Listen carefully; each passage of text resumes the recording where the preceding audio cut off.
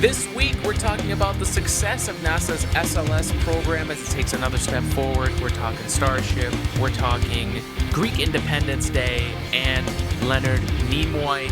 Lots to discuss, including my ancestry. Zito Helada. Let's get started. Welcome to Today in Space. I am your space podcast host from the East Coast, Alex Giafanos. And today, we're going to get caught up on everything space that's going on. Let's jump in. First of all, if you haven't already and you're just listening to this podcast, I know a lot of people just listen to this podcast for the most part. But if you're not already on our YouTube page, go there. First of all, subscribe, do all the things. You can know where everything is and you support the podcast. But once you're there, we just put up a 5-minute clip. It's really 4 minutes of us 3D printing and making our first successful Mandalorian helmet. For people who've been listening to the podcast for a long time, we tried 3D printing that a while ago. It failed, but we learned a lot from it, and we got it successful. So I did a whole video covering just that. So go check that out. I think it's awesome. Share it. Show people what's possible. That's what we do with AG3D, the 3D printing lab that funds this podcast and all our science and space nonsense. That's what we do, is 3D printing stuff. This is an amazing first for cosplay, and we will be doing content dressed up as a Mandalorian because of that. So I look forward to that. NASA's SLS had a major test static fire since the last time we've had an episode. The RS-25 engines that were the main shuttle engines for the Space Shuttle, this was how this whole program for the Space Launch System was designed, was that they would take the technology from the Space Shuttle, basically transform the Space Shuttle into a heavy lift rocket, use the same technology. That's kind of the genesis of the SLS. And for the first time, those engines have gotten ready for the Artemis 1 mission. Those RS-25 engines lit all the same time, and it was an interesting test. It was 8 minutes of thrust, and there was a ton of water after the firing of those engines bursting into the air. So much moisture and clouds in one place. Apparently, it creates rain during that. So that's insane. Because, for those that don't know, the output of the engines firing on the space shuttle technology created H2O, water. So it's just, as soon as you fire those things, rocket propellant can be very dangerous to deal with. But it's just an amazing thing of chemistry and science that, for most things that we know about, you're lighting something, you're putting bad stuff into the air, you're polluting. The RS-25s are putting out water. So, that's just insane. I think that's amazing. And it's big, right? So those engines fired for way longer than the mission, and they had sensors inside the tanks to tell how full the tank was, and when it was get to empty, it would shut those engines off, and it did that. As far as the test, I loved everything they set up about it. The original test was, very limited, and then they had many goals that they could reach if they outperformed the original goal, which was just getting to that moment where you can simulate and get the data for what the mission would be like for Artemis 1. And then they got extra data. They're really pushing the engines and seeing what happens, getting data about it shaking and vibrating as the tanks are getting emptier, right? So it's now lighter. So are those vibrations changing? Are the temperatures changing? Wild amounts of data. This was like a great example of what NASA does best, right? It's really good. We really look forward to finally seeing the Space Launch System launch. It's been a really long time coming. And it's got a lot of challenges moving forward. This is one of the reasons why Falcon 9, reusability, Starship, what SpaceX is doing is so groundbreaking for everything. Because think about how long this engine has, this rocket system, this amazing heavy lift option to send things into orbit. But it's built on technology that's very old, and we don't have that many RS-25 engines left, right? This is an expendable rocket, so every time they launch one of these things, those boosters and the main engines are going into the ocean, and they're not going to be refired. They're one-offs. So how much time it took, how expensive it is, and I don't think, if I'm not mistaken, and of course, internet, if I'm wrong, or if there's a better answer, put it down here in the comments and we'll talk about it. But from my research, I haven't seen any long-term actual agreements in place to make more of them. So, it's like, where does this go? How far can SLS go? If SLS gets to the point where they extend it and you're not going to do RS-25s in the future, or if you got to make other changes, again, then how long is that development process stacked on top of how long it was just to get it to the first, phase A, we'll just say. I'm sure they have a name for it, but phase A is doing the initial Artemis missions, and then after we do start getting the gateway up there and going to the moon regularly, what's next for Artemis? And that's always, and for SLS, and that's kind of been the story of the space program in general, right? After Apollo, what came next? And we had a really hard time answering that question. The space shuttle was created, and from the 70s through to 2011, the space shuttle was the technology to send human beings into orbit. We built the space station. It was an amazing piece of technology, but that's a long time and not a lot of changes done in between. So again, we've got to know where we're going next. And I think what the Falcon 9 and Starship do to think about just how far the answer to the question is, where do we go next? If they're able to successfully do that, which we're seeing them do, that makes a really, really big difference in just what's possible. And it even changes your whole design about how you bring something, a piece of space technology, into existence. Think about how much advantage and how much ability those pieces of technology are going to do for the history of space, the advancement of space and progress. This is why it's important. So great just to see the SLS launch. There's a lot of work still yet to be done, but that's great. I think we should continue to fund the SLS. The biggest problem is, how much, and, are we setting goals that are reachable, and we'll start to see some kind of a return or stability with that program? Or do we knock it off the table and start from scratch? We've definitely done before, but I feel like we've tossed a ton of money across the table, whether it was a Republican leader or a Democratic leader. It didn't matter the political party. Money was sunk into it for 2 terms now. So 3 terms, 2 presidents. So it'll be interesting to see what it is. And, Biden was there for the initial of this. And that's what brings us to our next potential pick for NASA administrator, which is Bill Nelson, former senator from Florida. And Nelson spent 30 years in Congress, flew on the Space Shuttle Columbia in 1986 alongside NASA astronauts. And at that time, Nelson was a congressman representing Florida's Space Coast who sat on the House committee in charge of NASA's budget. So, as a political move, it's a very good political move to have someone in there that has a direct relationship with the president, but having the ability to make any deal doesn't necessarily mean that it'll be the right decision. And I think as long as, I feel like with that pick, if it's successful, SLS will get funded.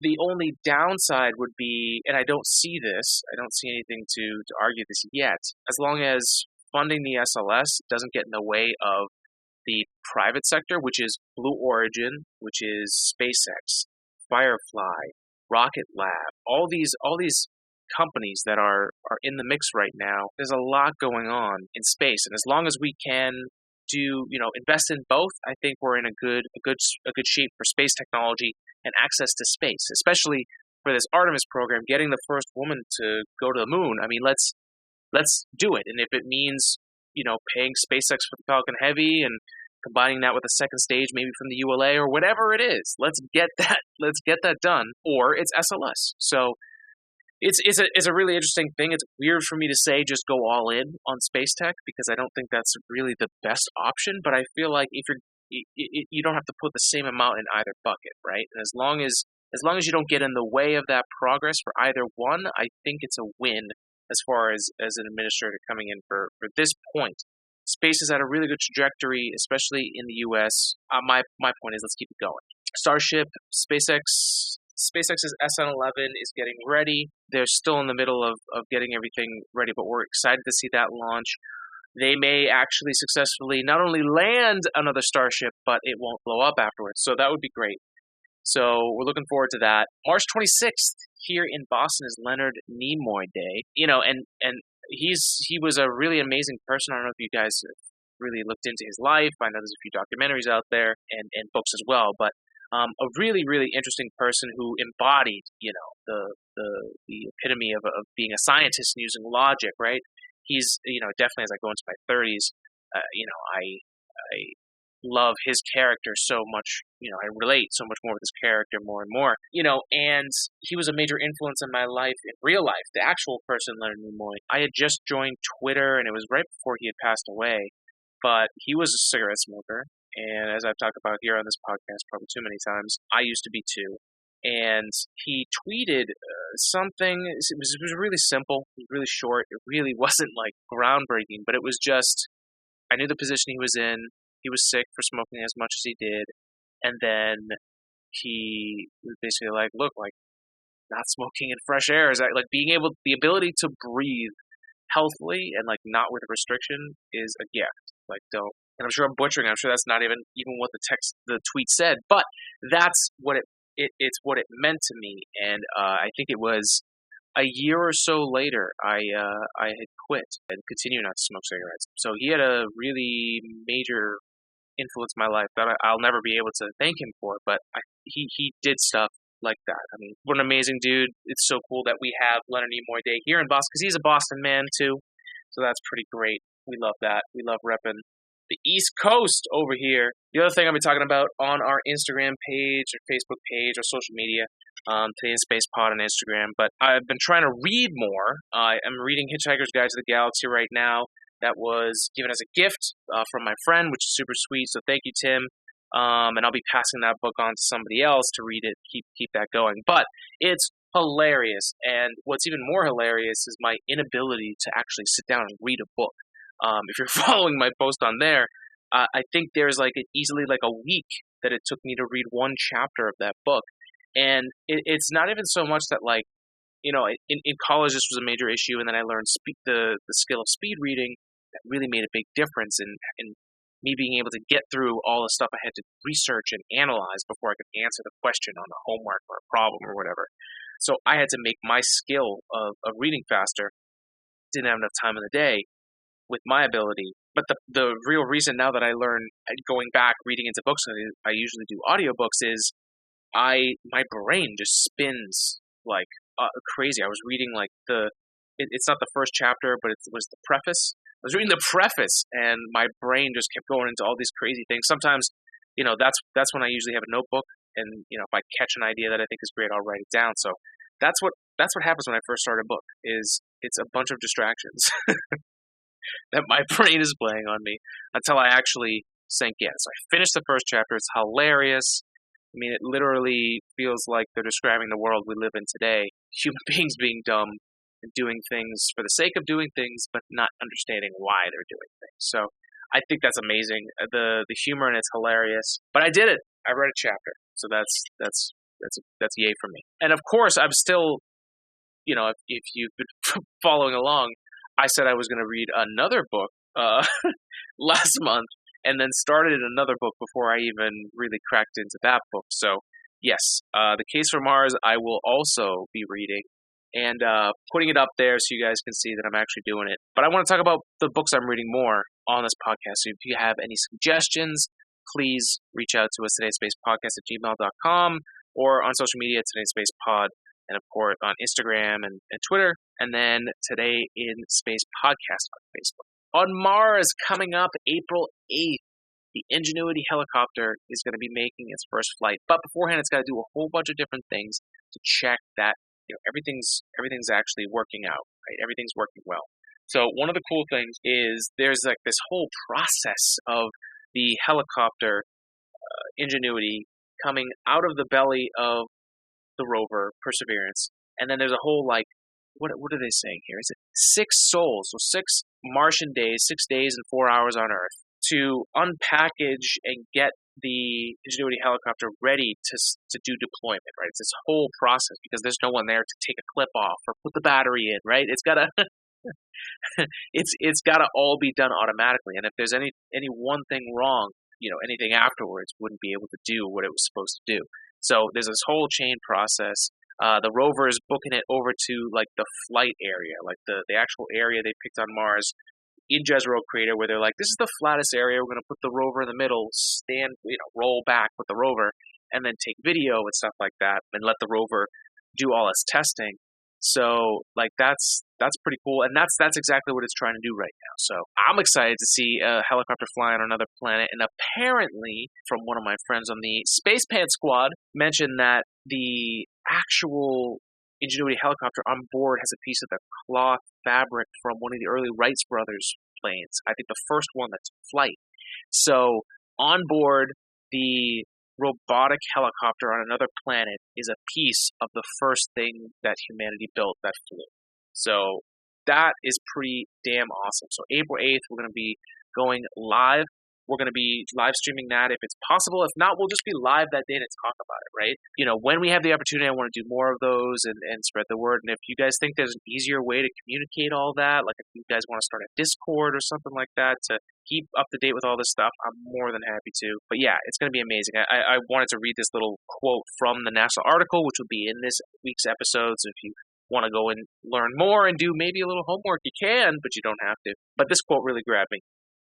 Now, the helicopter deployment process will take about 6 sols, or 6 days, 4 hours on Earth.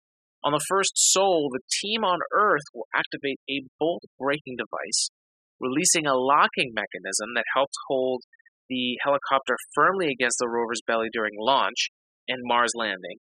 The following sol, they will be firing a cable-cutting pyrotechnic device, enabling the mechanized arm that holds Ingenuity to begin rotating the helicopter out of its original position. This is also when the rotorcraft will extend 2 of its 4 landing legs. And that's just getting the helicopter ready to sit on the ground. It's absolutely wild what they have to do this on another planet. Once they click go on that, 6 days, it's going. It's going. All these things rock into place.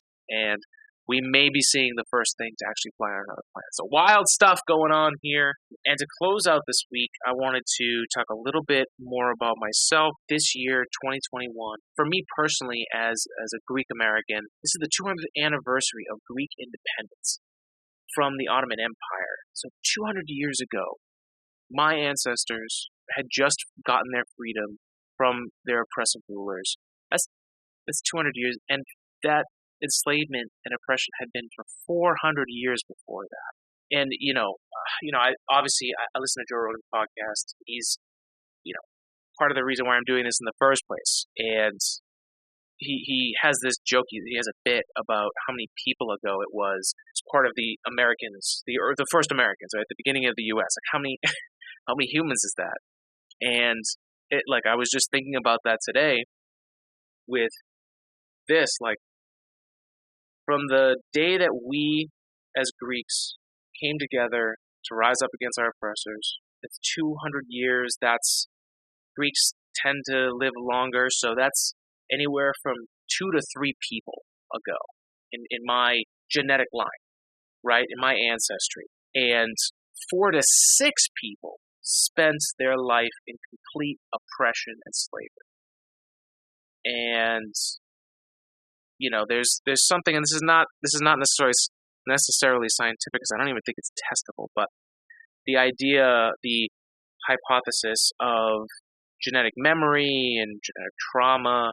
I hear Whitney Cummings talking about her on our podcast all the time, though I don't even know if she knows what she's talking about. But just throwing the idea out there, it's really interesting. I think a lot of the drive and a lot of the, I speak with not really a Boston accent. I think people have actually said, "Oh, you're the guy from Boston that doesn't sound like he's from Boston." Like, I don't know. I've got this ability to adapt, and I love America a lot because of just the freedom to think. Like in 1821, right when this happened, that's a direct link to the American Revolution from Britain, and that rippled across the planet and gave people like France and Greece this idea that it's possible to fight for your freedom and win against all odds. And so I'm 31. I'm at that point where I'm trying to learn about my family's history and more about it, because you grow up, and this may be the case, I think, with a lot of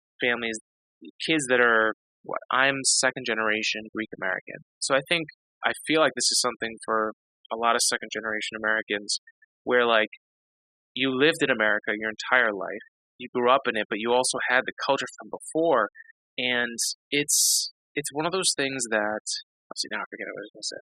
When you're in the culture, there's a lot of things that are just kind of like assumed, right? There's like an assumption that everyone knows this, and of course, we always talked about Greek independence, but we never ever really dove into like who were the people involved, like how long was it, the detail that if you don't ask when you're a kid, you don't really get the answer, and you don't even think to ask, right? So I'm just at that point in my life where now I'm looking back at all those things that were just I grew up in the culture. Now I'm like, well, let me dive into this and learn some more. So for me, I mean, there's a tremendous amount of pride, and for me, I mean, to think that it's only 2 to 3 people ago in my own family line that experienced any kind of freedom at all. The passion and the pride behind that makes sense that it's still around, right? I mean, that's not that many people, right? That's potentially my great grandparents, right? As kids. So that is a pretty wild thing to think about. And also just I learn a lot about looking back at my people's history and thinking about Greece, right? Even back to when the 300 fought the Spartans against Xerxes and Persia, and even back then, Greece was the democracy, the place of democracy, right? But it was also like every island was fighting with every other island, right? Before in 1821 we came together and became Hellas, right? We became the country of Greece, the people of Greece, and Hellenic ideals. But before that, we were just a bunch of islands warring with each other. And to think that, even back then, they decided to go up against an enemy that was huge. The Persian army back then, the Persian Empire, was rolling over everybody. And then, obviously the 300 made stop where they did and delayed the war long enough that it could turn the other way. And then to think, in 1421, they end up getting enslaved by the Ottoman Empire, right? So they're back at it. 400 years later, it's 1821, and then 100 years later, there's World War II, and they're shooting Nazis out of planes as they're coming into the island. Kids, women, and children shooting down as they're coming in. Like, we've been at this for a while. It's good just to look back and think about what freedom really means when you don't have it. It's a really good reminder, and for me, it's powerful because it's from my own ancestry. So happy independence to all the Greek people around the world, all the people of Hellas, and Zito Yelada. Long live Greece. We hope you have a fantastic week. We'll be back next week for more Today in Space. Have a good one. Spread love, spread science. Be well. We'll see you next time.